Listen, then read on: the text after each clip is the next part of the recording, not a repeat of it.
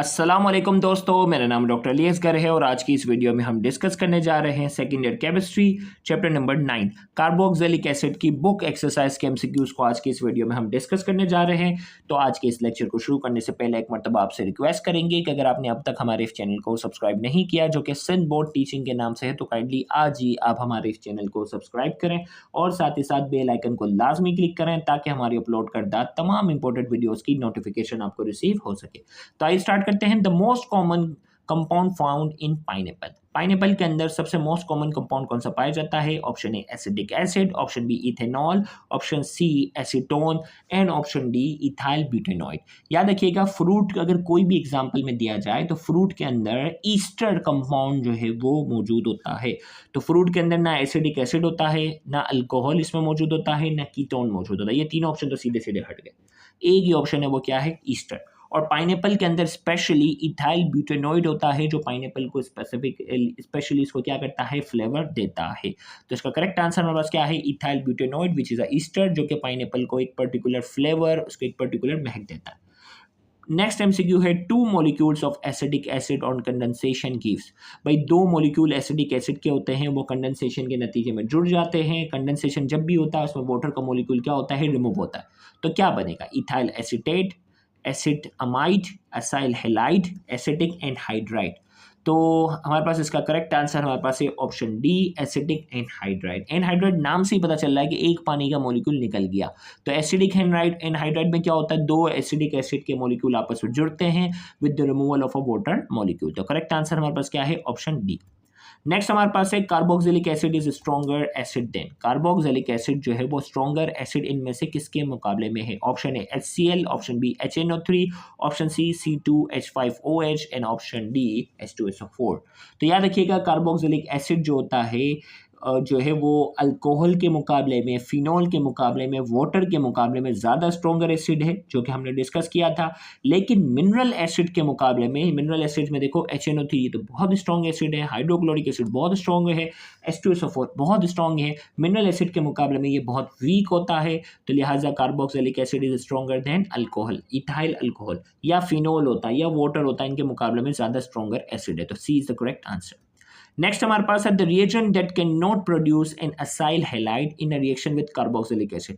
वो कौन सा रिएजेंट है जो असाइल हैलाइड प्रोड्यूस नहीं कर सकता जब उसे कार्बोक्सिलिक एसिड के साथ क्या करवाया जाता है? रिएक्शन करवाया जाता है।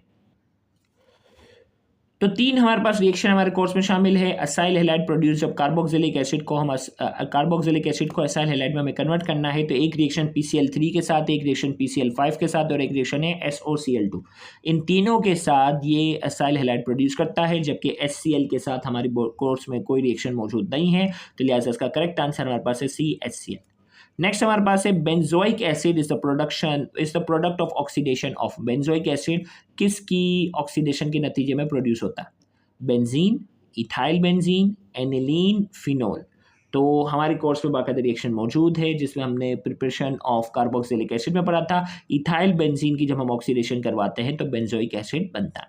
नेक्स्ट हमारे पास है formation of acyl halide and amide by carboxylic acid involve. Acyl halide और अमाइड को जो फॉर्मेशन की हम बात करते हैं कार्बोक्सिलिक एसिड की मदद से, तो उसमें किस चीज़ को रिप्लेस किया जाता है?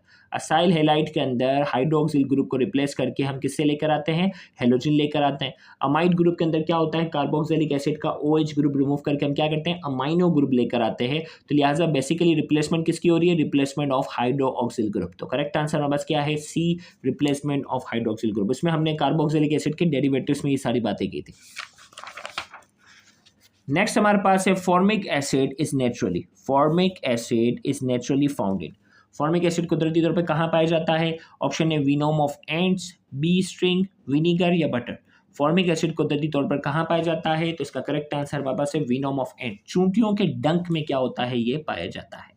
नेक्स्ट हमारे पास है among the following compounds the one with highest boiling point.